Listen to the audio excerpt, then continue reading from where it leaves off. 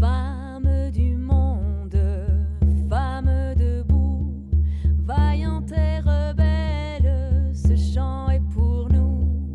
Wimbalala, wimbalala, wimbalala, yeah.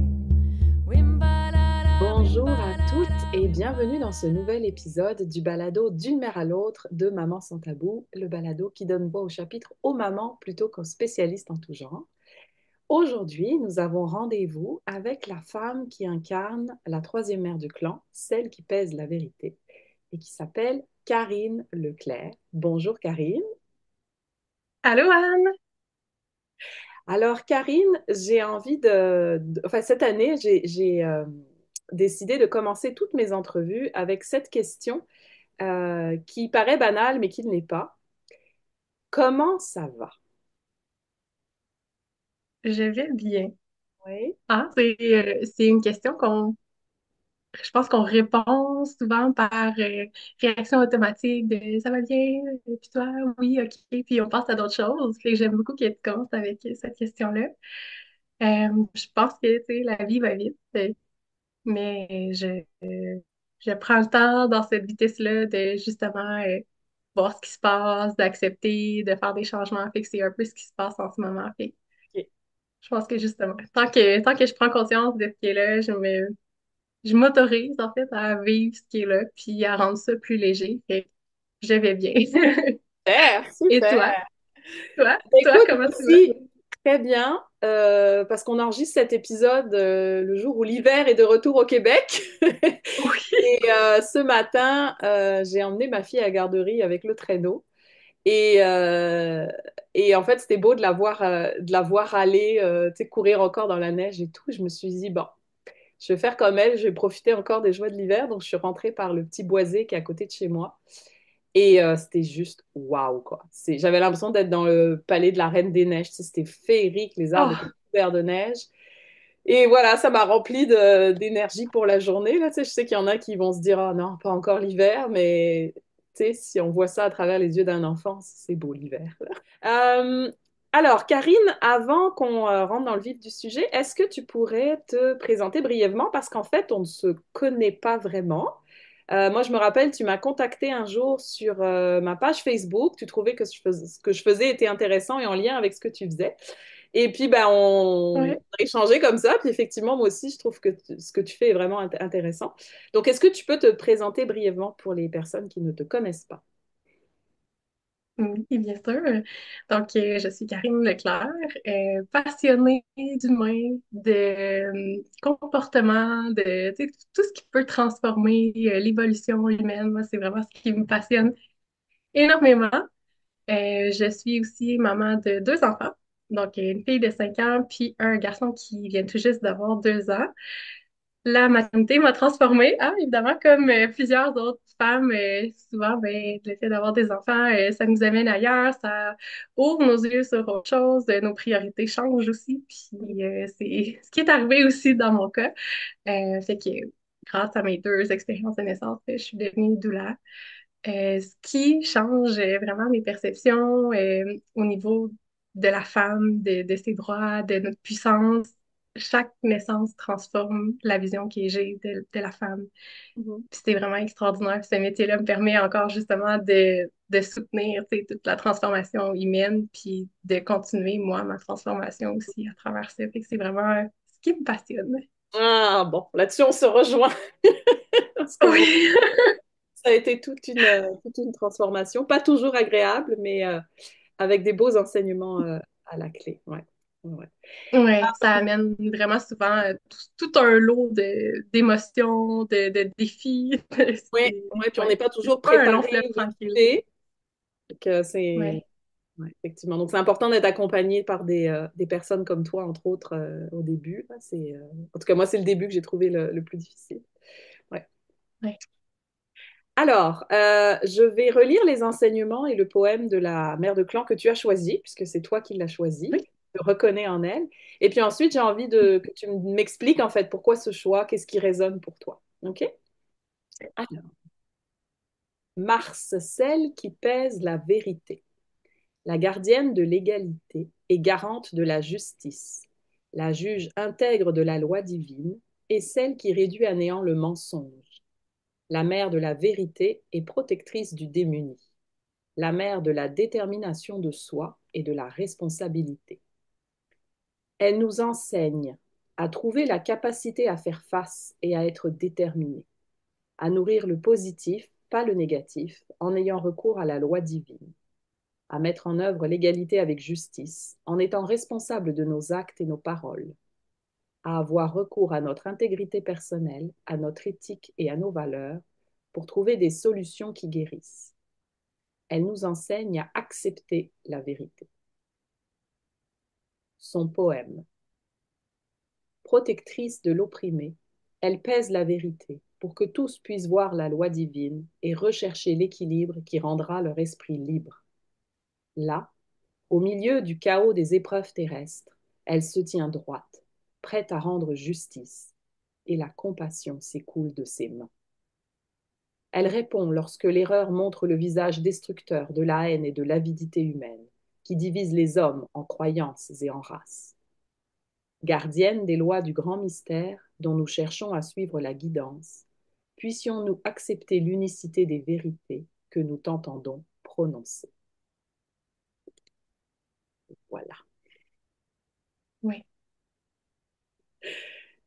Alors, C'est, ça amène vraiment beaucoup de choses. À entendre la lecture, j'en avais pris connaissance moi-même là, quand justement j'ai fait le choix des mères d'éclat. ouais. Puis à l'entendre lire par toi aujourd'hui, on dirait que chaque petite phrase fait résonner quelque chose, puis qu'il y aurait une réponse pour chacun des mots. Ça fait souvent Euh, ça. C'est très riche, fait que oui, c'est normal. Puis tu vois, J'imagine, là, mais moi, ça fait 2 ans que je chemine avec. C'est la troisième année et chaque fois, il y a autre chose. Tu sais, c'est pas la même mm, chose tous les ans qui, pour moi, fait écho en fonction de ce que je vis, en fonction de ce que je comprends au moment où je le lis. Donc, oui, c'est normal.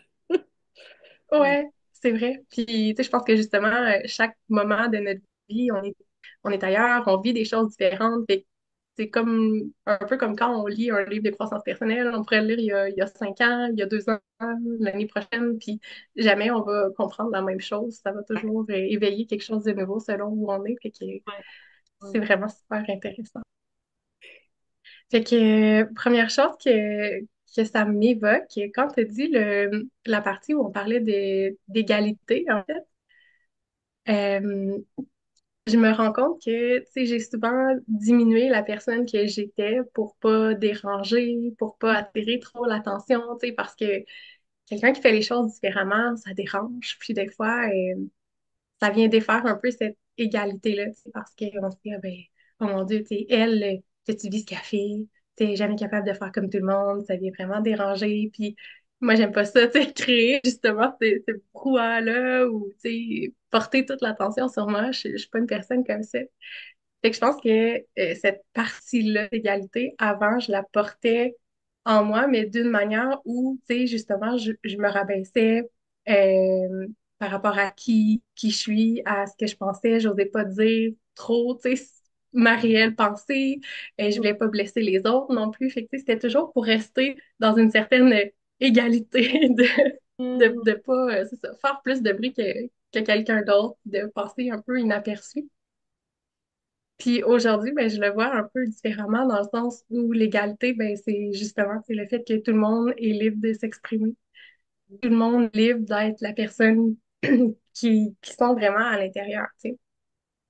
Fait qu'au-delà de, tu sais, vouloir être ma lumière, justement, pour être comme tout le monde, ben, je pense que aujourd'hui, je me permets justement d'être celle qui défriche les sentiers, d'être celle qui ose faire les choses différemment parce que c'est plate d'être comme tout le monde finalement, tu sais, pour moi, là, dans ma perception.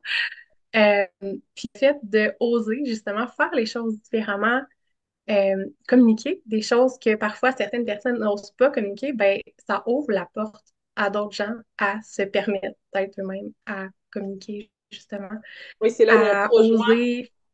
C'est là où on se rejoint. Là, moi aussi, je C'est- veux libérer la parole. Je me dis, si moi, je montre l'exemple, ça va encourager d'autres Ouais, mamans à dire les choses, à défoncer les tabous. Et plus on va être nombreuses à le faire, plus on va se sentir légère et à accepter en fait ce qu'on vit, puis que tu sais, la maternité, c'est pas toujours un long fleuve tranquille et qu'on en échappe et c'est correct. On n'est pas les seuls. Ouais, exactement. Et qu'on dirait que, tu sais, justement, on a peut-être vécu dans cet espace-là où, ben, tu sais, si ça va pas bien, justement, faut pas trop le dire, tu sais. Faut que tu répondes, ah, je vais bien, merci, ça va. Puis montrer qu'on est fort, puis, tu sais, montrer qu'on a tout ce contrôle, puis qu'on gère tous les domaines de notre vie comme si on était des superwomen, Mm. mais qu'au fond, on est toutes pareilles. On a des fois des journées difficiles, des fois on a des journées qu'on se dit, ouais, aujourd'hui, c'était pas ma meilleure journée, tu sais, j'ai peut-être perdu patience après les enfants, puis tu sais, souvent on se sent tellement coupable de faire les choses pas parfaitement, mais plus on parle que ça, c'est la normalité, ben, plus tout le monde devient égal dans ce qu'il vit, puis qu'on valide ce qui est là au lieu de vouloir, tu sais, l'enfouir, puis de faire semblant que c'est pas là. Puis Fait que je là pense que justement, on se permet d'être toutes égales par rapport à ça, puis dans notre vérité aussi en même temps. Ouais, puis là où je trouve que ça rejoint beaucoup le poème aussi qui est dans dans le livre, parce que chaque mère de clan a aussi, pas le poème, pardon, le conte. Dans Mhm. l'histoire, c'est deux femmes qui se disputent en fait parce il y en a une qui a volé de la nourriture, l'autre qui l'accuse, etc. Puis en fait, ce que tu comprends, c'est que comme tu as dit, en arrière, chacune, elle a quelque chose d'enfoui, un truc, un mal-être, une blessure qui fait qu'elle agit comme ça. Puis on la juge sans connaître en fait tout ce qu'elle enfouit. Et en même temps, ben, l'enseignement, c'est justement, mais faut aller voir en arrière parce qu'on a tous des blessures, on Ouais, agit tous à partir de nos peurs, nos conditionnements. Mais en même temps, c'est si toi-même tu acceptes ta propre vérité, tu oses l'exprimer comme tu as dit, euh, ben, il n'y en aura plus de problème parce que tu vas aussi agir en suivant cette vérité. Les gens vont comprendre tes motivations, puis ça va améliorer les relations de tout le monde. En fait. ouais. Ben, ça amène beaucoup plus d'authenticité, de transparence, et au lieu de justement vouloir jouer à la personne parfaite, ben, c'est ça, c'est de s'ouvrir à ce qui est là, de l'accepter tel que c'est, puis de te permettre aussi de se dire, ouais, tu sais, il y a telle affaire que justement, moi, j'agis comme ça parce que, tu sais, des croyances, c'est des choses qu'on a vécues, comme tu l'as mentionné un petit peu. Mais le jour où on s'ouvre à ça et qu'on se dit, OK, ben, je l'accepte, mais si cette réaction-là ou ce comportement-là me convient plus aujourd'hui, qu'est-ce que je peux faire de différent? Fait que plus on accepte qui on est totalement, plus ça nous permet aussi de dire, ben, OK, tu sais, quelle réflexion je pourrais faire par rapport à ça? Qu'est-ce que je pourrais faire différemment? Est-ce que je pourrais demander de l'aide? Est-ce que je pourrais être accompagnée là-dedans? Tu sais, ça nous amène en tant qu'humains à justement délaisser des comportements ou des façons de penser qui nous servent plus aujourd'hui pour être encore plus dans cette vérité-là, dans cette égalité-là avec les autres humains. Ouais, tout à fait. Ouais. Mais c'est un travail qui fait peur, qui nous Ben confronte oui. beaucoup, et c'est pour ça on aime mieux se cacher. Puis, Ouais. j'écoutais ta conférence hier et dans ton histoire, hein, ça a été dur avant d'accepter la vérité. Fait que j'ai envie que tu nous racontes un petit peu ça brièvement. Qu'est-ce qui t'a amené justement à faire ce travail sur toi et à te dire, bon, maintenant, ça suffit? Parce que je me rappelle, tu avais vraiment un discours, comme tu l'as dit un peu au début, très négatif par rapport à toi. Tu te réduisais Ouais. beaucoup. Euh, Ouais. Qu'est-ce qui t'a permis de transformer tout ça, en fait? Ben, plusieurs choses. Tu sais, je pense que justement, quand j'étais plus jeune, j'avais un manque de confiance en moi. Et, tu sais, j'avais appris à justement garder pour moi ce qui se passait pas bien, puis tu sais, pas déranger. Fait que j'accumulais énormément de choses. J'essayais de remplir ce vide intérieur-là avec tout ce que je pouvais, finalement, qui était vraiment malsain pour moi, mais qui plaisait à tout le monde. C'était un peu ça, là, de vouloir plaire à tout le monde, sauf finalement à moi-même, qui est la personne la plus importante pour moi. Euh, un jour, ça a changé. Ben, je peux aussi mettre un peu en contexte là, dans la vie. J'ai vécu avec les troubles alimentaires pendant plusieurs années, la dépression, l'anxiété généralisée, l'anxiété de performance. Fait qu'il y a beaucoup de choses que j'ai vécues. Puis vous comprendrez pourquoi les comportements humains me passionnent aujourd'hui pour avoir passé à travers plusieurs choses qui étaient assez intenses là, à ce moment-là. Et pendant plusieurs années, là, tu sais, c'est ça, j'ai vécu avec ce vide-là à l'intérieur de moi, jusqu'à un jour où j'ai une amie qui me ressemblait énormément. On vivait chacune de notre côté sensiblement les mêmes choses, l'anxiété, les troubles alimentaires, tout ça. On était vraiment le miroir une de l'autre. Puis chacune, les comportements de l'autre nous dérangeaient, nous fâchaient. C'était vraiment une relation, je veux dire, amour-haine dans ce temps-là, tu sais, de se voir à travers l'autre puis d'être dérangé autant que ça à travers les comportements. Et un jour, cette personne-là me dit, ben, écoute, moi, je me suis inscrite à une retraite de méditation. C'est 10 jours en silence. Elle dit, je vais aller faire ça. Fait que moi, dans toute ma splendeur d'ego, je me suis dit, ben, si elle le fait, moi aussi, je vais le faire. Il n'y a rien là. Je me suis inscrite, puis je vais faire ça. Fait que là, cette fameuse retraite de 10 jours-là, en silence de méditation, puis ça dit en pensant que j'avais jamais médité de ma vie, je faisais pas du tout de méditation dans ce temps-là. Fait que ce jour-là arrive et ça donne que moi et mon ami, les deux, on est dans la même cohorte, je veux dire. Fait qu'on se retrouve ensemble, déjà qu'on se challenge dans nos comportements, à passer 10 jours ensemble, mais sans pouvoir se parler, en étant, tu sais, dans le silence absolu. Et là, pendant ces 10 jours-là, il y a vraiment plein de choses qui sont sorties parce que je pense que l'humain, souvent, on va beaucoup parler hein, pour combler des vides ou on va, tu sais, utiliser la parole au lieu d'observer avec nos yeux. Puis là, c'est un peu ce que j'ai appris. J'ai appris à observer autour de moi, mais j'ai aussi appris à observer à l'intérieur de moi ce qui se passe. Puis c'est vraiment ça qui a été difficile parce que 10 jours en silence, il n'y a pas grand monde tu sais, qui arrive à faire ça parce que justement, on se distrait avec la parole pour pas voir ce qu'on a à l'intérieur. Puis je me rappellerai toujours que vers le jour 4-5, là, j'ai vraiment touché quelque chose de profond à l'intérieur de moi. Puis je me suis dit, oups là, ça va pas. C'est là que j'ai pris conscience qu'il y avait tout cet espace vide-là à l'intérieur de moi, que je me détestais à mourir, que j'avais aucune bonne parole pour moi-même, alors que j'en avais toujours de super bonnes pour les autres, enseignée, bienveillante, tout ça. Mais c'était totalement le contraire pour moi. Puis que j'ai pris conscience à quel point j'étais anxieuse, je tremblais comme ça à l'intérieur, puis je m'étais jamais rendu compte de ça. Puis je vivais avec cette anxiété-là tous les jours, je faisais des crises de panique sans arrêt à tous les jours, puis j'avais jamais pris conscience d'à quel point je me sentais pas bien. Et c'est vraiment suite à cette retraite-là que j'ai pris conscience de tout ce qui se passait à l'intérieur de moi, puis ça a vraiment été comme je vais dire une claque d'en face, là, un bon Québécois. Puis c'est après que c'est devenu plus difficile, parce que le jour, justement, où tu prends conscience de ce qui est là, ça fait ça, je veux dire. C'est vraiment, il y a beaucoup de choses à aller déconstruire, à travailler, à laisser aller, mais ça a été un travail de plusieurs années. Ouais. Ce que je trouve hyper intéressant dans ton histoire, c'est il y a deux mots que j'ai notés, c'est miroir et silence. Parce que c'est vraiment ça dans l'histoire. La mère de clan, elle prend 5 jours pour prendre une décision et trancher le litige entre les deux femmes dans le silence. Elle a besoin de Ouais. se retirer pour écouter en elle, elle écoute aussi bon, les éléments autour d'elle, la nature, si tu veux, mais elle a besoin de ce silence pour comprendre ce qui se passe. Et tu as parlé au début que ton amie, c'était comme un miroir, et elle parle aussi de ça, Ouais. en fait, que on est toutes et tous les miroirs les uns des autres, et souvent, ce qui va nous énerver chez l'autre, ou ce qu'on admire chez l'autre, en fait, c'est quelque chose qu'on a en soi. L'autre est juste un reflet de qui on est. Et c'est toujours plus facile Ouais. d'aller mettre ça sur l'autre que de se regarder soi. Puis, Oui. dans ta conférence, justement, tu nous donnes à faire un exercice avec le miroir. Et là, là, en t'en parlant, ça vient de me popper. J'ai fait une fois un exercice vraiment puissant de vision de l'aigle, parce que moi, je porte la vision de l'aigle, en fait, si tu veux. Je vois les choses avec du recul, tu sais, c'est ma force. Et fallait se regarder dans le miroir, tu sais, puis il y avait, je pense, une petite méditation guidée. Et c'était vraiment puissant parce qu'en fait, je me voyais dans le miroir en train de me voir. Enfin, tu sais, il y avait comme une espèce de mise en abîme et j'en ai pleuré, quoi. Mhm. Parce que j'étais face à ma vérité. Sans tout Ouais. le discours mental, sans, tu sais. Et effectivement, Ouais. ça fait peur, ça fait pleurer.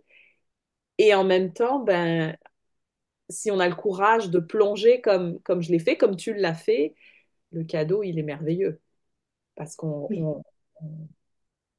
on vit, j'ai envie de dire, complètement aligné avec qui on est, en fait. Ouais. Ben, c'est là qu'on se permet de voir vraiment qui on est parce que C'est comme tu l'as dit, les autres en miroir de nous, ils font refléter ce qu'on n'aime pas, ce qu'on aime, ce qu'on est, ce qu'on pense Ouais. pas être, qu'on est vraiment Ouais. finalement.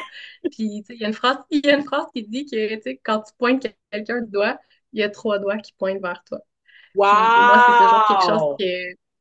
Ah, j'adore. qui, Je vais la reprendre, celle-là. fait que- En je la vrai, partage. Fait que oui, tu sais, j'adore. c'est, c'est très illustré, mais en même temps, c'est C'est ce tout qui se à fait passe. ça. C'est souvent quand on pointe du jugement, tout Ouais. ça, ben, c'est qu'on est dans notre perception, dans notre, ce que nous, on est par rapport à notre vérité, finalement, qui nous dérange. Puis entre mamans, il y Puis en a de beaucoup ce... de jugements, là. Beaucoup, beaucoup. Là, moi, je pense que c'est Ben, là que j'en ai le plus ressenti, mais parce que je me jugeais moi-même comme maman, parce que la société nous exact. pousse à ça aussi, là, avec le mythe de la mère Oui, parfaite, avec tous les conseils non sollicités, y a qu'à faut. Enfin, c'est vraiment, ouais. Ouais, ouais. oui. Alors, Il y a énormément de pression. à partir de là, comment s'est faite ta transformation? Euh, Ça a été fait beaucoup dans la résistance au début parce que, tu sais, souvent quand on s'aperçoit en fait qu'il y a cet inconfort-là, ce mal de vivre, et l'anxiété, tous ces inconforts-là, ben là, les gens ils vont dire, ben oui, mais lâche prise. Ben oui, mais lâche prise. J'aimerais bien ça, lâcher prise. Comment ça marche, ça? Fait que plus je me disais, OK, lâche prise, ben moins je lâchais prise parce que j'avais l'impression que les choses me glissaient entre les doigts puis que j'avais plus de contrôle. Puis l'anxiété, c'est un peu ça, tu sais, c'est que souvent, c'est justement le manque de confiance en soi, le manque de confiance en notre potentiel, en qui on est vraiment, en notre vérité, en notre plein pouvoir. Fait que tout ça fait en sorte que on a besoin de contrôler tout ce qui est à l'extérieur pour se sentir un peu sécurisé à l'intérieur. Mais c'est un peu une fausse sécurité parce que c'est quelque chose d'extérieur, c'est pas vraiment à l'intérieur des. Fait que ça a été plusieurs années comme ça euh, où j'ai tu sais, réussi tranquillement, pas vite, à justement, bon, soit par la méditation, soit par des lectures qui m'aidaient à me calmer un petit peu. D'ailleurs, L'univers vit sur vous, qui est un livre de Gabriel Bernstein. Je nomme sûrement pas bien son nom de famille, mais en tout cas, ce livre-là, je l'ai relu vraiment plusieurs fois, puis il m'aidait tellement à me sentir calme. J'ai utilisé l'hypnose pendant ces périodes-là qui me faisaient vraiment du bien aussi. J'ai rencontré tu sais, des professionnels de la santé aussi, naturopathes, plein de choses qui disaient que l'anxiété pouvait être due à des manques tu sais, de vitamines, de malnutrition, de toutes ces choses-là. Puis avec mes troubles alimentaires, ben, en même temps, ça me sécurisait, tu sais, que quelqu'un d'autre me dise quoi manger, quand manger, comment le manger. Je disais, ben, comme ça, tu sais, je suis sûre que je manque pas de rien, puis je respecte les portions qu'ils me disent. Fait qu'encore là, c'était une confiance envers quelqu'un d'autre au lieu d'une confiance en moi, en mon corps, qui me disait ce qu'il avait besoin. Mais tranquillement, ben ça m'amenait à dire, OK, ben aujourd'hui, j'ai envie de manger quelque chose d'un peu différent. Tranquillement, je dépassais un petit peu ces règles-là que les autres me mettaient pour pouvoir prendre tranquillement confiance en moi. De me dire, OK, ben même si je mange du riz à soir ou du pain, je vais pas prendre 5 livres, là. C'est correct. Fait que graduellement, j'ai changé mes habitudes de vie comme ça. J'ai changé ma perception envers moi-même aussi. Ça a été long. C'est vraiment la partie la plus difficile parce que, comme tu le dis, on se regarde dans le miroir, pas pour se voir soi-même. On se regarde. C'est quoi la première chose que tu te dis quand tu regardes dans le miroir? Oh mon Dieu, je suis donc bien cernée. Oh mon Dieu, t'as-tu vu ça, mon bourrelet qui sort en haut de mon pantalon? Jamais on va se regarder dans les yeux pour voir qui on est, puis la beauté qu'on a. Qu'on est, en fait. On est d'une beauté intérieure, extérieure, mais jamais on va faire ça. On met tout ce qu'on n'aime pas de là. Fait que tranquillement, j'ai commencé à, au lieu de justement dire, ah mon Dieu, t'as-tu vu ça? J'ai donc bien des cheveux blancs. Ben, de juste regarder ce qui est là en essayant de ne pas porter de jugement par rapport à ce que je vois, à ce qui se passe devant le miroir. Puis ça, je pense que ça a été vraiment la chose la plus difficile, justement, parce que c'est tellement ancré loin dans notre corps, dans notre être, d'être si méchant que ça envers nous-mêmes. Ça a été vraiment dur de reprogrammer ça. Puis tranquillement, ben, je suis arrivée à me dire, OK, ben, chaque fois que je dis quelque chose de méchant sur moi ou sur mon apparence, je vais dire quelque chose de gentil, quelque chose que j'aime. Nommer la partie de mon corps que j'aime le plus. Pour venir un peu balancer. Ouais. Puis à un certain moment, ben, je suis arrivée à voir le positif de moi-même, soit dans le miroir, soit quand je faisais des choses aussi, parce que tout ce que je faisais c'était pas assez, c'était pas assez bien, c'était pas fait assez vite, c'était pas, j'aurais pu faire plus. Fait que tranquillement, je me suis aussi ramenée à, ben, je suis fière de moi. J'ai fait ça, c'est peut-être pas parfait, mais j'ai eu plaisir à le faire.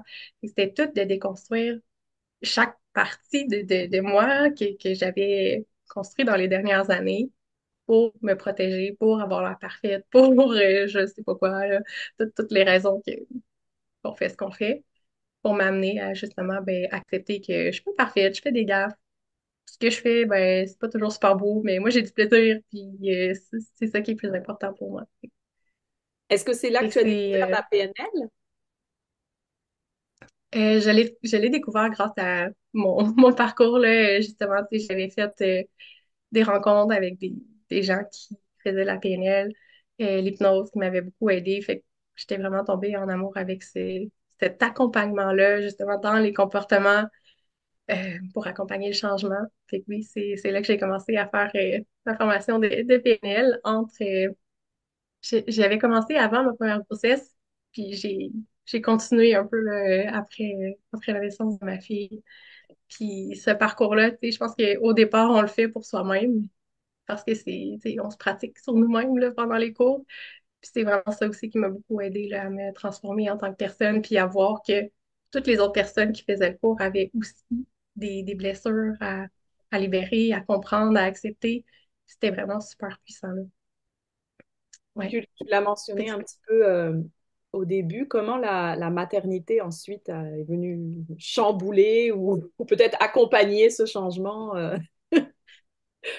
Ça a été vraiment une période difficile. Moi, je suis tombée enceinte, ça faisait 8 mois que j'étais avec mon chum. Mais on n'habitait pas ensemble, on se voyait comme ici et là, quelques fois par semaine. Et là, je tombe enceinte par surprise. Déjà, je Hmm. fais encore de l'anxiété. Fait que c'est quelque chose qui se rajoute à l'inconnu, à la peur de tellement de choses, là, parce qu'on ne sait pas ce qui va s'en venir, on ne sait pas, on va être encore ensemble quand bébé va naître. Tu sais, c'était plein d'interrogations qui faisaient que on savait pas.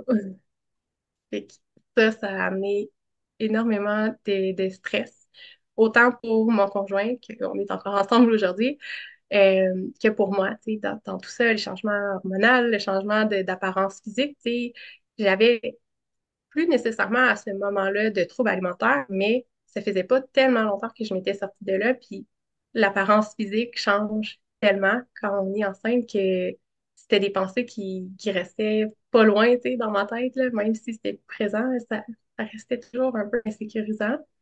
Fait que oui, cette grossesse-là elle a eu vraiment son lot d'émotions, Ouais, on a déménagé, on a habité ensemble, bébé est arrivé 3, 4 mois après. Fait que tout a été comme super vite. Puis comme je faisais déjà de l'anxiété, ben, le postnatal a été quand même difficile parce que je veux pas aussi changement d'hormones, fatigue, tout ça vient rajouter à l'anxiété qui était déjà là. Je dirais que les 2 premières années postnatales, ça a vraiment été difficile euh, et des émotions qui allaient dans tous les sens. Puis ma fille est un peu comme moi, hyper sensible.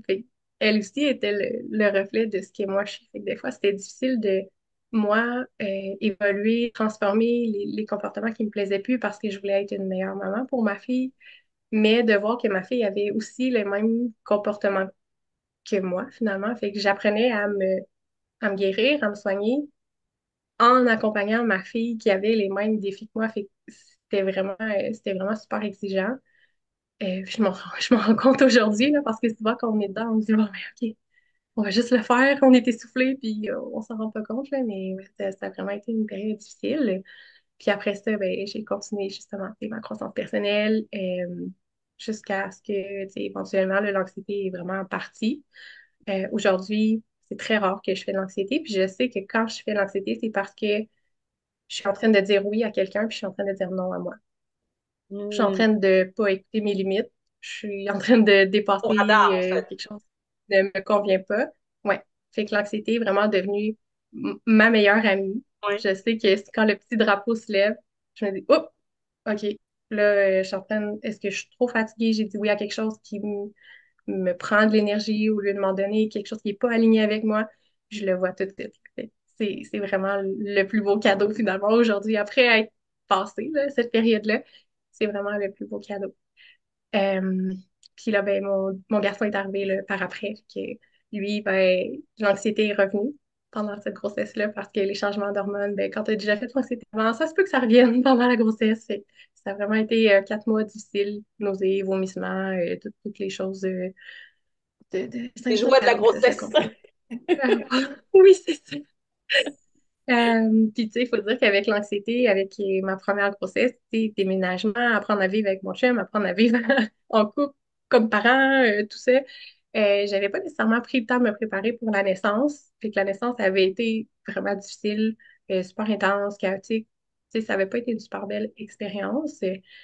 Puis quand je suis tombée enceinte de mon garçon, ben là, je me suis dit, OK, tu sais, je vais m'arranger pour faire les choses différemment. Je vais justement, tu sais, m'outiller. J'ai continué à faire l'hypnose parce que ça faisait déjà partie de ma vie. J'ai vraiment continué ça pour m'apaiser, pour connecter encore plus à mon corps, prendre plus confiance en mon corps de femme qui sait quoi faire, même si dans ma tête, tu sais, on le sait pas rationnellement, tout ce que notre corps fait, mais tout est là. Fait que d'apprendre à avoir cette confiance-là. Puis c'est vraiment la naissance de mon garçon qui a transformé, je vais dire, ma vie de maman, ma vie professionnelle, parce que ça a été tellement doux, tellement extraordinaire. On était connectés ensemble, moi puis lui. Je savais exactement quoi faire, quand le faire, comment le faire. Il n'y a personne qui me disait, ah ben, place-toi comme ça ou fais ça comme ça. Ça a été une réponse super rapide. Puis j'ai eu vraiment l'impression qu'on a travaillé en équipe ensemble. Puis quand il est né, je me suis dit, waouh, moi, je veux vraiment que les femmes puissent avoir cette confiance-là en leur corps, cette confiance-là envers elles-mêmes pour donner naissance dans cette douceur-là comme je l'avais vécu. Fait que c'est cette même journée-là que je me suis dit, moi, je veux vraiment accompagner les femmes à, justement, se défaire de toutes les croyances qu'on a qui nous rabaissent, qui nous disent qu'on n'est pas capable, que c'est un médecin qui nous accouche. Mhm. La femme qui accouche, c'est pas C'est le pour ça médecin que qui accouche. tu as fondé Douce Naissance. Tu veux que ça se passe dans la Ouais, douceur. Mhm. exact. C'est, c'est, C'est, c'est beau ce que tu dis, puis je vois aussi des échos avec ce que moi j'ai vécu, à part que moi, dès le début, en fait, dès la première grossesse, j'étais accompagnée en maison de naissance. Et donc, j'ai vécu deux accouchements naturels où c'est moi qui ai tout fait, en fait, et j'ai découvert effectivement la puissance de mon corps. Mais effectivement, à la deuxième, il y a eu une différence, probablement parce que j'étais déjà passée par là, donc j'avais plus de confiance en moi, plus d'autorité. Et une sage-femme qui était aussi, je pense, plus dans, j'ai envie de dire, la douceur et la spiritualité et moins dans le médical. La première que j'ai eue, elle était extrêmement compétente. Euh, mais si tu veux, elle m'a pas cru quand moi je lui ai dit que ça y est, j'allais accoucher. J'étais 5 jours d'avance, puis c'était ma première grossesse. Tu sais, quand je suis arrivée, elle voulait me faire tu sais, ben, c'est normal, hein, c'est son travail, les examens de contrôle. Mais moi, c'était comme non, non, c'est plus possible. Puis effectivement, à un moment donné, je me suis mis à quatre pattes parce que j'avais une contraction. Puis elle me dit, OK, la tête est là, pousse. C'est fait que ça a été moi aussi hyper rapide. Euh, mais tout le reste était doux après. Là, tu sais, en maison de naissance, là, enfin, tu sais, déjà, tu es ouais, dans une chambre, on t'apporte ton déjeuner, tu as de l'aide, c'est vraiment agréable.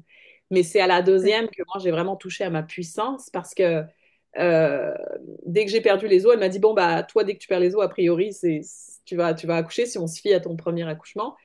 Mais là, tu sais, je savais quoi faire, quoi. Même mon chum, il voulait m'aider. Puis j'étais comme, non, dégage.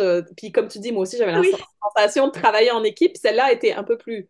Ce bébé-là était un petit peu plus gros. Elle est arrivée 5 jours en retard. Fait que j'avais vraiment l'impression, oui, qu'on travaillait ensemble, on poussait ensemble, etc. Et moi aussi, je me suis dit, mais waouh, j'ai ce pouvoir-là, je suis capable toute seule. Puis moi, tu vois, j'avais extrêmement peur à la base d'être enceinte et d'accoucher. J'ai vécu des grossesses et des accouchements magnifiques. Et j'avais hésité au début à aller en maison de naissance parce que là, j'avais peur de souffrir, la péridurale, tout ça. Et en fait, c'est en lisant sur le sujet que je me suis dit, OK. Puis à l'hôpital, ils m'ont refusé un examen que moi, je voulais faire. J'ai dit, OK, alors s'ils me refusent un examen maintenant, ça va être quoi le jour de l'accouchement, tu vois? Donc, c'est ça qui fait que je suis allée ouais, en maison de naissance. Et effectivement, tu sais, moi, je pense que si toi, tu es rassuré d'aller à l'hôpital et que tu t'y sens bien, vas-y. Mais moi aussi, j'aimerais que les femmes prennent conscience qu'il y a d'autres façons d'accoucher. Et puis, en même temps, je sais qu'il y en a qui voudraient accoucher en maison de naissance, puis il n'y a pas forcément de place. Mais ouais, c'est au moins de leur redonner son pouvoir. Tu sais, si tu veux aller à l'hôpital parce que pour toi, c'est un milieu rassurant, sache que tu sais, as des droits, ton corps, il a tout ce qu'il faut, il va te montrer le chemin. Mais comme tu dis, on est souvent habitué à écouter les experts ou ouais. Ouais. Le, notre rapport face à l'autorité, tu sais, souvent quand on va dans les systèmes médicaux ou n'importe où ailleurs, on se dit, ah, ben là, il faut que tu fasses ça, ça, ça. On va dire, OK, sans même demander, ben, pourquoi? Si je le fais pas, qu'est-ce qui arrive? C'est quoi les alternatives? C'est quoi les bénéfices? On fait juste dire oui, puis on se dit parce qu'on pense qu'ils ont, tu sais, la vérité absolue, c'est eux qui ont Ouais. raison, mais au-delà de ça, c'est d'apprendre justement à écouter notre corps, notre intuition, puis de pouvoir faire un choix éclairé. Puis ça, c'est ce qui amène un peu à la mère de clan qui parle beaucoup de justice. Mm. Ça, moi, c'est quelque chose qui me fait friser le poil, si on peut dire ça comme ça. Ah, mon Dieu. Tu sais, justice, ça englobe tellement de choses, mais à travers la maternité, il y a tellement d'injustices, de manque de consentement, ou pas de consentement du tout. Mhm. Ça, souvent, ça vient tellement me chercher, là.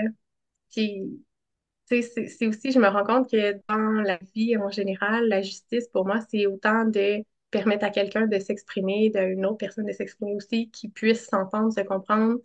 Quand il y a juste une personne qui peut s'exprimer, puis l'autre n'a donc pas raison, pour moi, il y a de l'injustice parce que les deux personnes ne se sont pas, tu sais, entendues, n'ont pas pris le temps ensemble. Euh, il y a de l'injustice à plein de niveaux, là, c'est vraiment Mhm. dans tous les domaines de la vie. Mais pour me concentrer juste sur celui de la maternité ou de la femme, tu sais, déjà, le corps de la femme a été tellement minimisé. On nous a dit qu'on n'était pas capable, tu sais, le droit de vote, toutes ces choses-là qu'on nous a enlevé le droit de faire. On se bat encore pour ça aujourd'hui. Ouais. Puis on est des êtres humains et à part entière tellement puissantes. Là. Justement, quand on vit cette expérience de naissance-là, on se rend compte d'à quel point on est capable, on est vraiment fort, on a tellement de puissance, puis de connaissance dans notre corps, que là, on se remet en question un petit peu par rapport à justement tout ce qu'on a pensé avant, puis tout ce qu'on s'est fait dire aussi.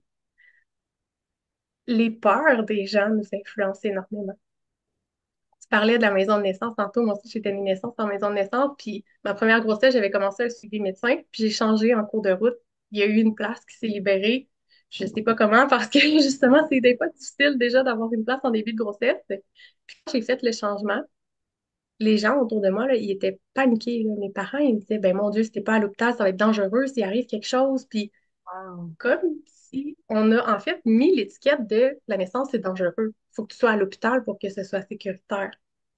La naissance, c'est pas dangereux. Là. Tu as plus de chances de mourir d'un accident d'auto que de mourir tu sais, dans une naissance.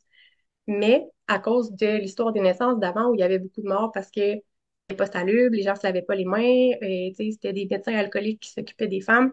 Encore aujourd'hui, on a cette croyance-là que la naissance, c'est dangereux. Il faut être à l'hôpital, puis tout ça. Ben, c'est aussi l'image Alors que, qu'on nous véhicule beaucoup. Tu sais, moi, j'avais peur de la grossesse et de l'accouchement parce que dans les films, tu vois toujours les femmes qui souffrent le martyre, qui crient, qui... ouais, Et alors qu'en fait, ce que je me suis rendu compte que oui, c'est douloureux, mais ben, d'abord, j'ai appris que mon corps, il sécrète tout ce qu'il faut pour m'aider à passer au travers. Et puis, il y ouais, a des fois, c'est plus des cris pour t'aider. En fait, c'est comme un cri de...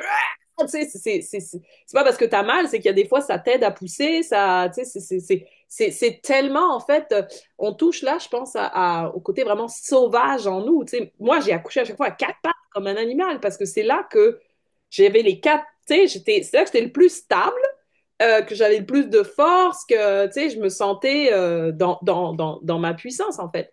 Mais ben oui, effectivement, on nous a éloignés de cette connaissance-là.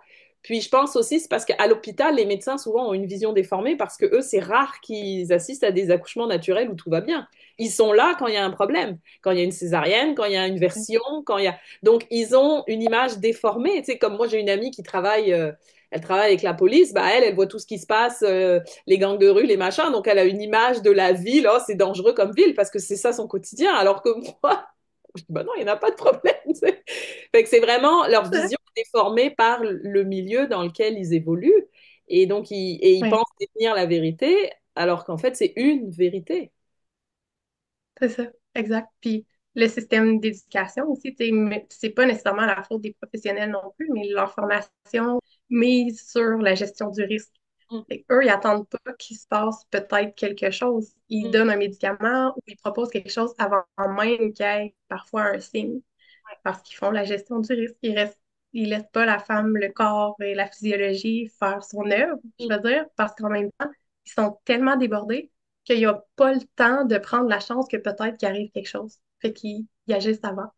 Fait que c'est un peu ça, un peu ce qui se passe majoritairement dans les naissances. Puis ça, pour moi, c'est aussi une injustice de, encore une fois, rabaisser la puissance de la femme, d'encore une fois dire que ton corps, tu sais quoi, finalement, il sait pas comment faire, Gabien, on va l'aider, puis on va faire naître bébé, nous autres, parce que toi, tu seras pas capable, tu sais.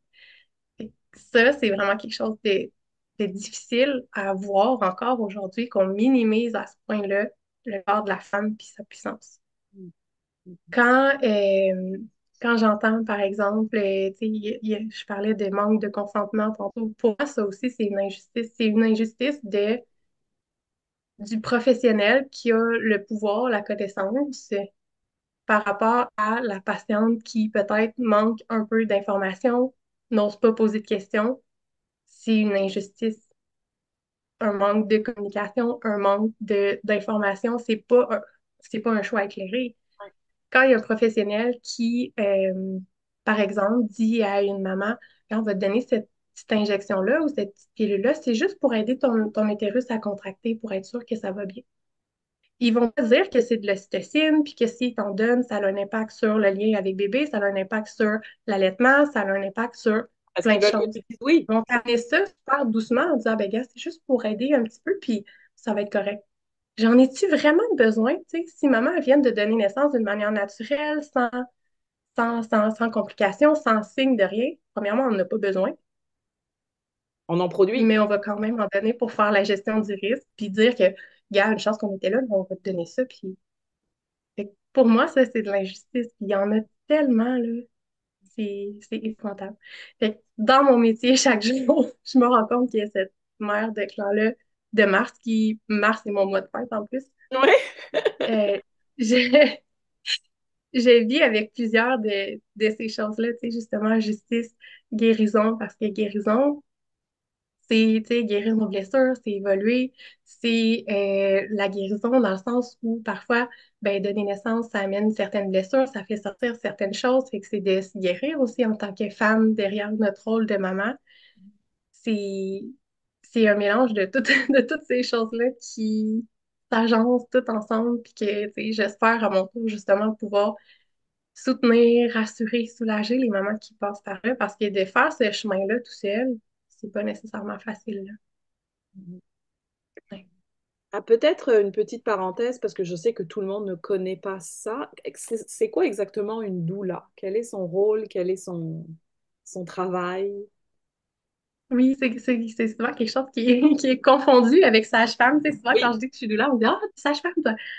Non, c'est vraiment pas la même chose. Tu sais, justement, sage-femme, eux, ils ont vraiment un bac. Ils sont spécialisés pour accompagner les femmes enceintes avec la grossesse physiologique, naissance physiologique. Ils vont pouvoir prescrire certains examens médicaux et les échographies, tout ça. Tu sais, ils vont vraiment faire un suivi médical de grossesse. Euh, Plus chaleureux, peut-être un petit peu. Ils prennent plus le temps aussi. Tu sais, c'est deux approches qui sont complètement différentes, là, le suivi médecin puis le suivi sage-femme. Tandis que moi, en tant que douleur, je suis vraiment plus un ajout à l'équipe de professionnels. Je fais aucun acte médical, je ne prescris rien du tout comme médicament ou examen ou quoi que ce soit. Je suis là comme un soutien émotionnel, un soutien physique, un soutien mental, parce que le processus de la grossesse et de la naissance, c'est une grande majorité, ça part de notre état d'esprit. Mhm. Au même titre qu'un athlète olympique va travailler énormément son mental pour faire, je sais pas, un marathon, une course de ski ou peu importe le sport que vous voulez, c'est une des plus grosses parties. Fait que c'est beaucoup ce qu'on va travailler, là, généralement, à débloquer les peurs, les blocages, parce que si on est stressé, si on a des peurs, ben, ça emmène de la tension dans le corps. Puis souvent, mais ça empêche les hormones de bien se placer, ça empêche le corps d'être flexible le jour de la naissance, puis de bien travailler. Fait qu'on va passer souvent beaucoup de temps à parler des peurs, du stress, des blocages, en lien avec oui, la grossesse, la naissance, mais aussi en lien avec toi en tant que femme. C'est quoi Mhm. tes blocages à toi? Ton corps. Si tu as vécu des traumatismes par le passé en lien avec ta féminité, ça se peut que le jour de la naissance, ça ressorte. Il faut en parler, ça, avant.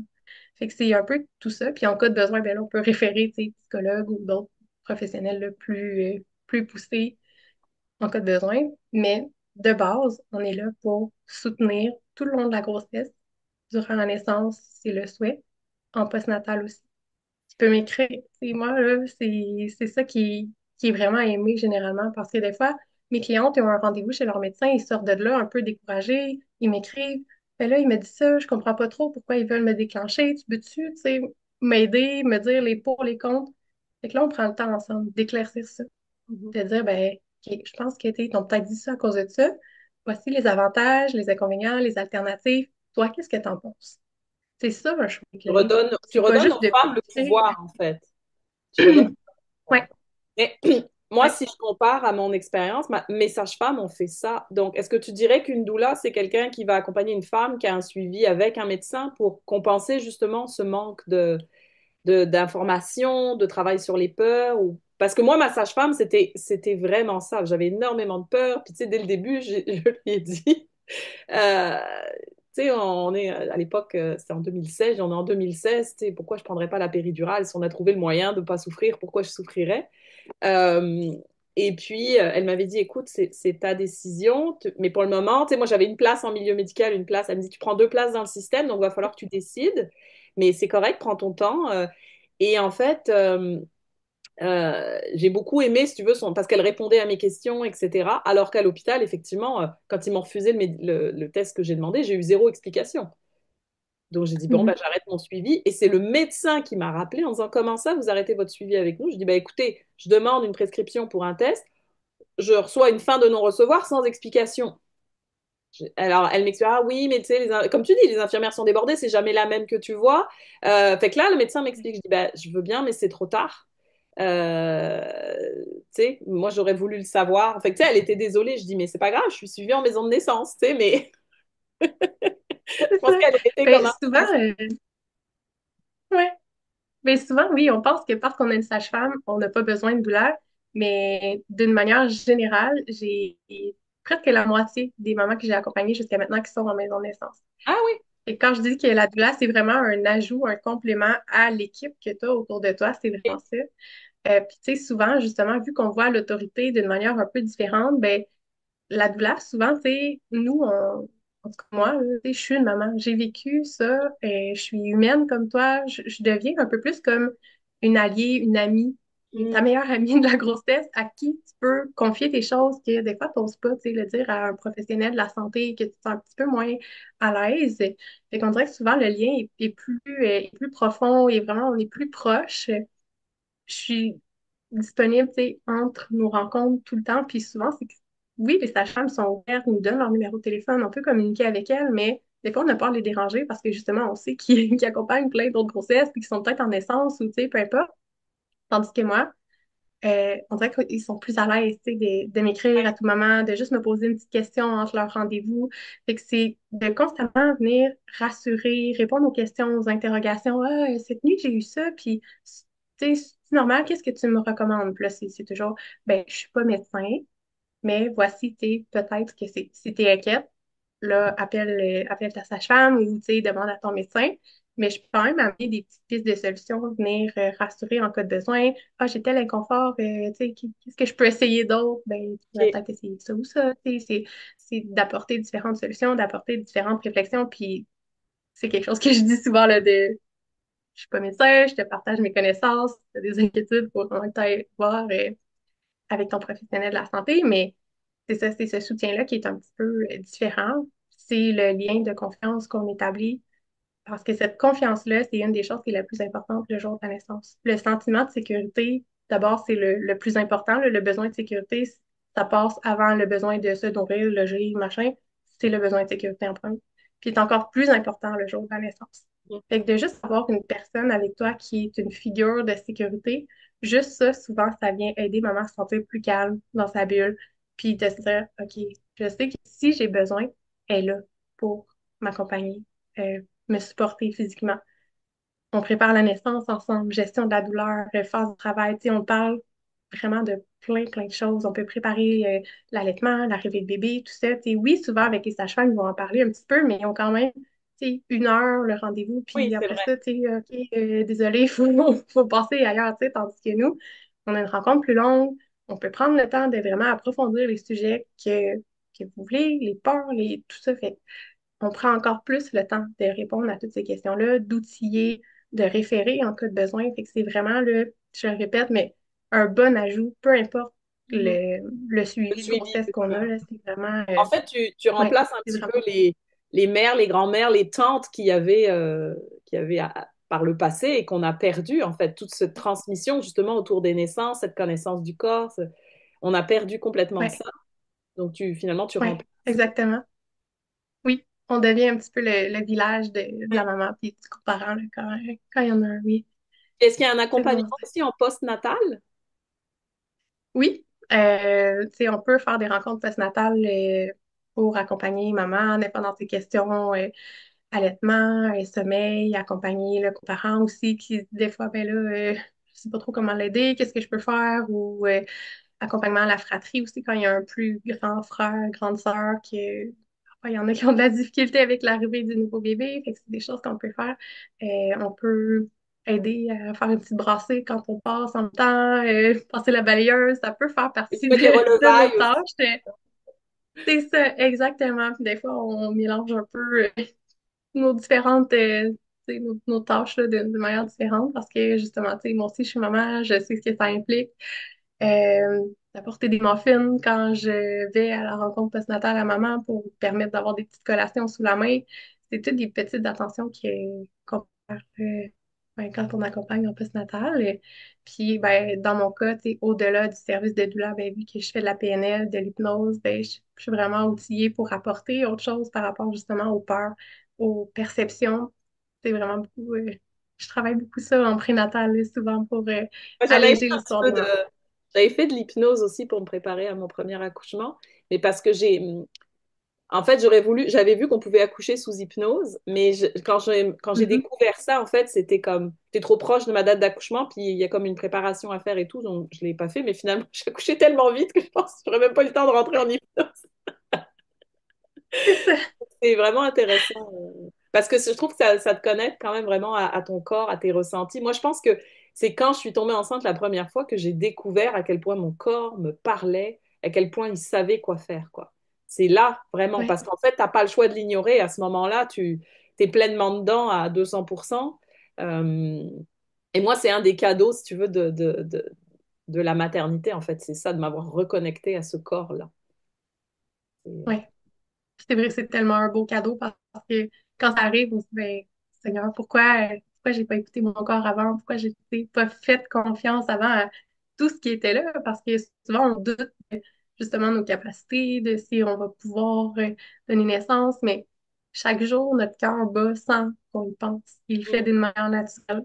De la même manière, ton corps place des petites hormones, fait des petits changements pour prévoir la naissance aussi. Il y a toute cette connaissance-là innée qui sait quoi faire sans que tu lui dises quoi faire. Mm.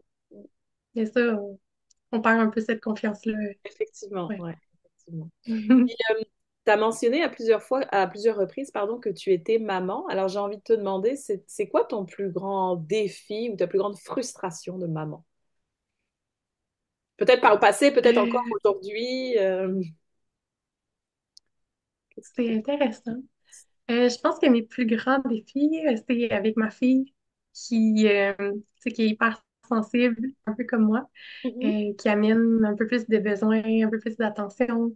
Euh, ça amène un lot de défis, puis un grand travail sur moi aussi. Euh, Elle est magnifique là, dans sa créativité, dans sa sensibilité, dans plein de choses.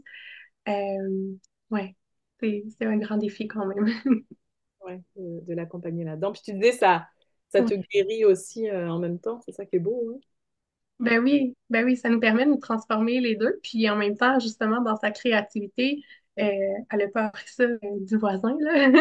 Fait que ça me permet de me reconnecter moi aussi à cette créativité-là parce que souvent, on va me dire, Maman, est-ce qu'on fait la peinture?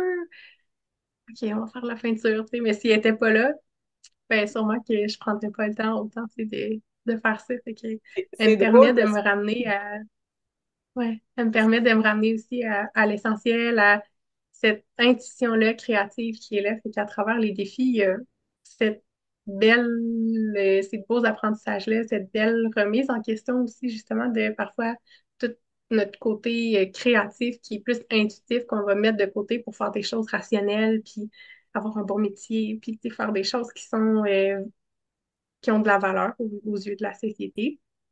Ben là, ça me ramène à justement me reconnecter à ce que moi j'aime dans cet artiste-là refoulé ça fait pendant vraiment plusieurs écho à années. ce Ben là, que ça me permet de la. à mon épisode C'est solo, ça. à ce que je vis moi aussi en ce moment, en fait. Euh, Ouais, c'est c'est ça. effectivement je me suis remis à dessiner, à faire de la musique. Puis en fait, ça m'a ramené. Je me dis, mais c'est vrai, gamine, j'adorais ça. Tu sais, quand mes filles montent des spectacles, comme elles disent, là, mais je me revois petite, Oui, ma soeur, tout, là, tu sais. Puis c'est vrai, ouais.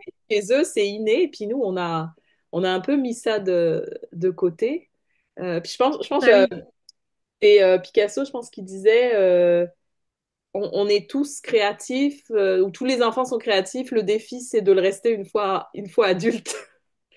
Mais c'est ouais, vrai ça. ouais, Puis moi aussi, c'est vraiment un des cadeaux, je trouve, de la maternité, c'est que ben, ça m'a fait évoluer et cheminer sur toutes mes blessures, mais en même temps, ça m'a ramené à cette créativité-là, cette joie de vivre aussi. Tu sais, eux, ils s'en posent pas de questions, quoi.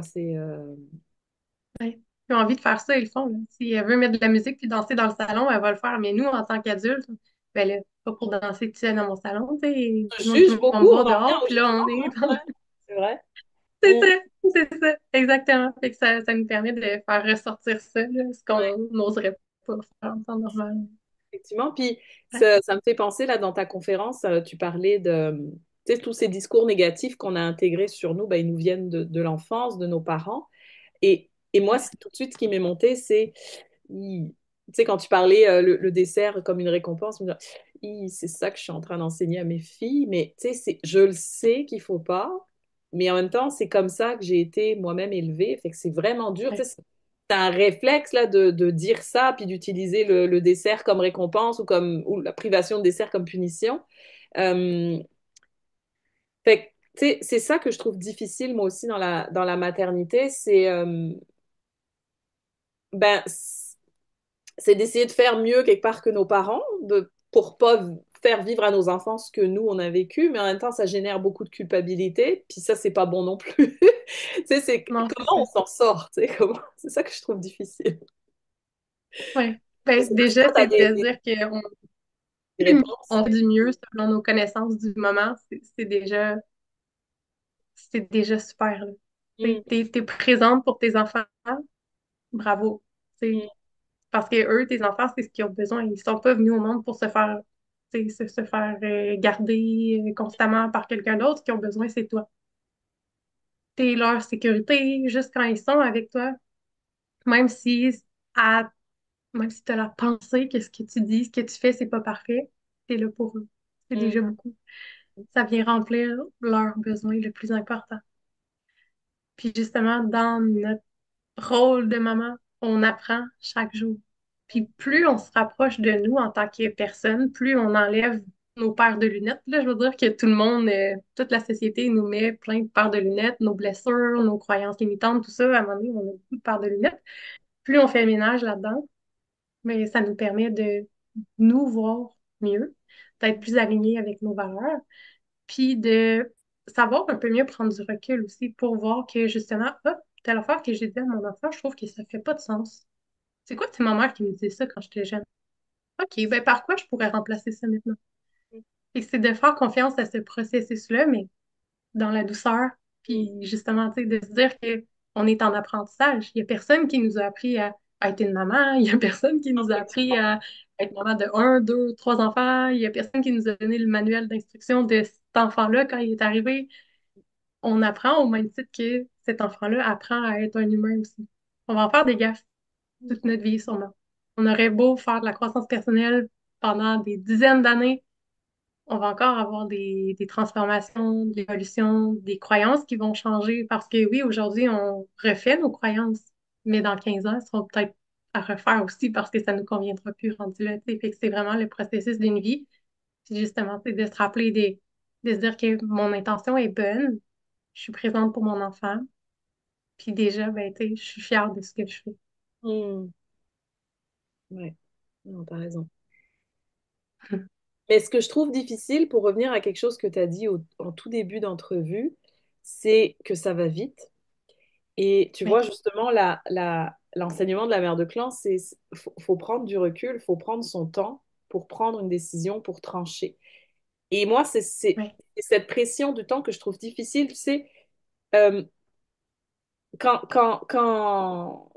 je sens la pression, si tu veux, une de mes filles qui me demande quelque chose, je sais pas quoi, tout de suite, je réagis, tu sais. Et je sais plus, c'était hier ou avant-hier où j'ai encore eu un épisode de Mum Rage où je me suis mis à crier parce que les deux me parlaient en même temps, puis c'était comme too much pour moi, là. Et, mais c'est parce il y avait cette urgence, tu sais. C'est comme, je pouvais pas comme me reculer et dire bon là je m'en vais, c'était le matin, on était pressés, il fallait que tout le monde se prépare si tu veux.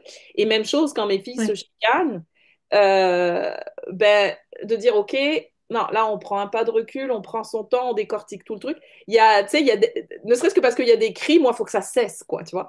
Donc c'est ça que je trouve Mhm. difficile en fait à appliquer au quotidien.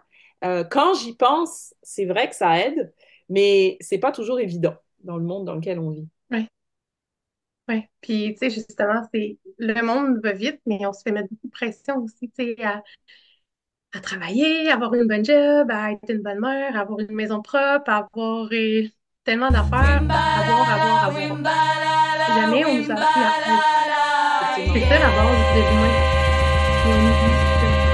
Puis c'est normal, tu sais, des fois, de se sentir qu'on a justement trop de pression, puis on a envie de se sentir étouffé parce que, Seigneur, on a tellement de choses à faire, mais en tant qu'humaine, c'est impossible là, d'avoir tous les domaines parfaits de notre vie, mais on nous fait à croire que oui. Ouais. Et là, on se met à travailler de plus en plus. Parce que là, on veut une autre maison, une plus grosse maison. On a 2 chars de l'année. Il faut travailler plus. Mais là, les enfants, ils ont moins de présence. Leurs besoins de sécurité sont moins remplis. Euh, sont plus énervés, sont plus excités, sont plus exigeants avec nous. Mais là, nous, on travaille tellement, on n'a pas de patience quand on revient le soir, mais eux sont encore plus énervés, fait que là, on crie encore plus après eux. Ça devient facile d'embarquer là-dedans parce que c'est ce qu'on nous fait croire que ça nous prend pour être heureux. Exact. Mais au final, plus on est pressé, plus on a de pression, plus notre patience a atteint sa limite rapidement, plus nous, on va crier, plus les enfants vont être insécures. C'est, une roue sans fin comme ça. Et qu'à un certain moment, c'est de se dire, ben, ma maison à 3 étages, là, avec mes 2 enfants, j'en ai-tu vraiment besoin? Est-ce que j'ai besoin vraiment d'avoir 2 autos de l'année dans le cours?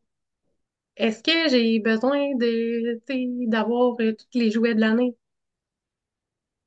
De faire du ménage comme ça dans nos priorités, puis de se dire, OK, ben moi, j'ai fait des enfants justement pour m'en occuper, pour prendre du temps avec eux de qualité. Qu'est-ce que je peux changer dans ma vie tranquillement parce que les choses ne se changent pas du jour au lendemain, tu sais, comme ça, facilement, là. Mais c'est de juste revoir, de mettre des fois sur papier tout ce qu'on fait dans une journée ou tout ce qu'on n'a pas besoin. Des fois, c'est beaucoup plus frappant de le voir devant nous que de juste le vivre au quotidien sans jamais s'arrêter. Puis là, ben justement, quand on s'arrête puis qu'on voit tout ça, oh mon Dieu, je m'étais pas rendu compte de tout ça. OK, maintenant, qu'est-ce que je peux faire? Parce que souvent, on va vivre une vie qui nous a été, je vais mettre entre guillemets, imposée par toutes les croyances, tout ce qu'on nous fait croire, mais qui n'est pas vraiment aligné avec nous. Et que le jour où on commence justement à voir ce qui se passe, ce qu'on fait vraiment, ben ça nous permet souvent de se dire, ben ça, pourquoi je fais ça finalement? C'est tellement pas aligné avec moi, c'est même pas dans mes valeurs, pourquoi je le fais? OK, ben qu'est-ce que je pourrais faire de différent maintenant? Ouais. Puis c'est là que souvent, tranquillement, le changement va s'opérer dans ce qu'on fait. On va se permettre d'être Mhm. encore plus. Souvent, mais là, on va devenir plus patient aussi parce qu'on ne se sentira pas là, étouffé, pressé avec le bouchon qui veut sauter à Ouais. tout moment. Puis ces changements-là de comportement ne se feront pas du jour au lendemain. Tu sais, tu l'as nommé, toi, quand ça crie, ben, tout de suite, il faut que ça arrête. Puis ben, c'est un automatisme qui est ancré dans ton corps par Mhm. tes sens, de tes oreilles. Puis si ton enfant arrive de te toucher en même temps, ben là, ça se peut, tu sais, que ça rempire le sentiment d'être vraiment étouffé. C'est un ancrage. Ça peut se déconstruire, ça peut se défaire, soit par la PNL, l'hypnose, mais ça prend du temps. C'est le temps de refaire des nouvelles connexions dans ton cerveau, de se dire, ben, à partir de maintenant, moi, je prends plus ce chemin de réaction-là, je vais en construire un nouveau. Mais Mhm. le temps que le nouveau chemin soit défriché, que la terre soit bien tapée, puis que ça devienne le nouveau chemin automatique, ça prend du temps. Mais il faut aussi se laisser le temps, tu sais, parce que même à travers le changement, souvent on se met de la pression de se dire, ben là, moi, je veux plus faire ça, je veux faire ça maintenant. Puis il faut que ça soit toujours le nouveau chemin maintenant. Puis quand je prends l'ancien, ben là, je suis fâchée parce que j'ai pas réussi. Puis c'est normal, c'est un processus. C'est vraiment le temps que ce nouveau chemin-là devienne le nouveau chemin automatique. Mais on dit que ça prend 21 jours pour apprendre une nouvelle habitude. Ben, c'est la même chose dans mon comportement aussi, puis dans mes Mhm. réactions. Ouais, ouais, ouais, effectivement. Tu vois, quand je t'écoutais, là, je regardais les, les arbres enneigés dehors. Puis ça me fait penser, là, dernièrement, j'avais écrit un article justement sur, tu sais, l'arrivée du printemps, puis à quel point, en fait, les choses prennent leur temps et en même temps vont vite. Euh, Ouais, Puis moi, j'y voyais un lien avec la maternité, tu sais, quelque part, la nature nous rappelle que, ben, il y a un temps pour tout, puis il n'y a rien qui est permanent, puis tu sais, il y a des choses, ça te paraît, tu parais bloqué dans une situation, tu te dis, je vais pas m'en sortir, ça dure une éternité, puis finalement, en 2, 3 jours, pouf, ouais, tu sais, tout avait fondu dans le parc, là, ça y est, c'est le printemps, et puis tu vois, une semaine ou deux après, c'est de nouveau l'hiver, fait que la vie, c'est comme ça, en fait, c'est pas toujours, comme tu dis, un chemin qui va en... Oui, on progresse, mais on progresse avec, il y a des ups et des downs, puis si tu veux, moi, oui, c'est ça que la nature me rappelle, c'est tu progresses, même si là, tu as l'impression que ça régresse, c'est juste que ben, il y a des fois, on en échappe, puis c'est normal, ça fait partie aussi de nos développements. C'est vraiment effectivement de reculer puis de se dire, si tu prends ça d'un point de vue de prendre la hauteur, ben, tu vas voir qu'en fait, ça va. Tu as l'impression que c'est lent, mais non, ça va quand même relativement vite. Mais toi, tu es tellement le nez dedans que tu as l'impression que ça va pas assez vite. Tu voudrais que c'est ça ça. arrive le lendemain. Exact. Oui, Puis quand on oui, regarde les enfants, exactement. eux, c'est nous qui les pressons souvent, hein. Eux, ils ont toujours le temps, ils ont toujours. Moi, je sais que ma petite, elle réagit beaucoup à ça. Ouais. C'est... Mes enfants aussi, tu sais, dès que si un matin on est un petit peu plus pressé, chose qui est rare, là, parce que ici, pour moi, justement, c'est important de la lenteur, de respecter, tu sais, le rythme. Puis il y a personne qui est bien à se faire presser, là. Moi, je suis pas bien, je me dis que non plus, ils sont pas bien. Si je suis tout le temps go, go, go, vite, vite, vite, va t'habiller, brosse tes dents, mange, gna, ils partent pour la garderie, puis ils sont... Mhm. Puis ils passent la journée comme ça aussi, tu sais. Fait que je me dis, OK, si moi j'aime pas ça, eux aiment pas ça, fait qu'on prend vraiment le temps. Mais les rares matins, des fois, où on a un rendez-vous qui est un peu plus de bonne heure que d'habitude, puis que là, on est un peu plus pressé, ben je le vois, là, ils prennent encore plus leur temps que d'habitude parce que, justement, plus on leur dit, OK, ben là, tu sais, on est un petit peu pressé ce matin, est-ce que tu pourrais, tu sais, aller brosser tes dents tout de suite? Ils sont comme, En fait, ils veulent pas. ils nous ramènent aux justes choses, en fait, à l'essentiel. C'est ben non, non, il n'y en a pas de problème, on prend son temps. Non, c'est ça. C'est ça. Puis plus on leur dit go, go, go, vite, vite, vite, ben plus ils sont figés. Puis là, ils savent Effectivement. plus quoi faire, ils entendent plus ce qu'on dit. Puis Ouais, fait que ouais, j'ai compris que plus, en tout cas pour nous, plus on va lentement, plus ça va vite. ouais, tout à fait. Tout à Ouais. fait. Ben, écoute, merci beaucoup, Karine. Est-ce que tu voudrais ajouter un petit mot de la fin? Est-ce qu'il y a quelque chose peut-être dont on n'a pas Ben, parlé que tu avais envie d'aborder? non, je pense qu'on a fait vraiment le tour de ce qui rejoignait la mère de classe. Ça a été vraiment super agréable d'échanger avec toi. C'était un échange qui était tellement naturel, qui allait tu sais, dans différents sujets super intéressants. Et je te remercie vraiment beaucoup pour cette invitation-là, puis ces bel échange. Ben, écoute, merci beaucoup à toi. Moi aussi, je trouve ça toujours intéressant pour moi aussi. Tu sais, ça m'apprend des choses, puis ça en apprend aussi à toutes les mamans qui nous écoutent. Alors, je vais mettre les liens pour te retrouver, le livre aussi que tu as mentionné, hein, je vais mettre tout ça dans les notes de l'épisode. Et puis, je vous donne rendez-vous pour le prochain épisode en solo avec la quatrième mère de clan, celle qui voit loin, le 27 avril prochain. Et sur ce, je vous souhaite à toutes une excellente journée. Bye Karine, bye tout le monde. Bye, bonne journée! Et voilà, c'est ainsi que se conclut mon entrevue avec Karine Leclerc de Douce Naissance. Comme d'habitude, si vous avez aimé cet épisode, je vous invite à le partager autour de vous, à me mettre des étoiles sur Apple et Spotify, des commentaires ou des likes sur YouTube. C'est la meilleure façon d'aider ce balado à se faire connaître. Vous retrouverez dans les notes de l'épisode tous les liens ou tous les livres aussi mentionnés par mon invité. Et je voudrais aussi vous parler de quelques événements en lien avec tous les sujets qu'on a abordés aujourd'hui. Avec Karine, on a parlé du rôle de la doula, hein, qui est là pour se substituer à toutes les mères et grands-mères qui autrefois nous accompagnaient dans la naissance. Et parfois, on est très seul, en fait, à notre époque, dans sa parentalité. Et c'est justement le sujet de ma prochaine causerie, être parent loin de ses parents, comment vivre la solitude dans sa parentalité. Une causerie que je vais offrir à Mieux-Naître Laval le 16 avril prochain. Par ailleurs, on a parlé aussi de créativité, hein, de comment nos enfants nous ramènent à l'artiste en nous. Et justement, la créativité, c'est un sujet sur lequel je travaille beaucoup cette année. Je suis en train de vous préparer un atelier sur le sujet. Donc, restez à l'affût. Les informations vont bientôt arriver sur mes réseaux et dans mon infolettre. D'ailleurs, je vous invite à vous abonner à mon infolettre. C'est le meilleur moyen d'être tenu au courant en fait de tout ce qui se passe à Maman sans tabou. J'ai mentionné enfin un article, hein, que j'ai écrit sur la patience, le temps qui passe, et c'est le dernier article du blog de Maman sans tabou, donc je vous mettrai également le lien dans les notes de l'épisode. Voilà, c'est tout pour aujourd'hui. N'oubliez pas également que vous pouvez désormais me retrouver sur Instagram à la maman libre et heureuse. Sur ce, je vous souhaite une excellente journée et je vous donne rendez-vous le 27 avril avec la quatrième mère de clan. À bientôt!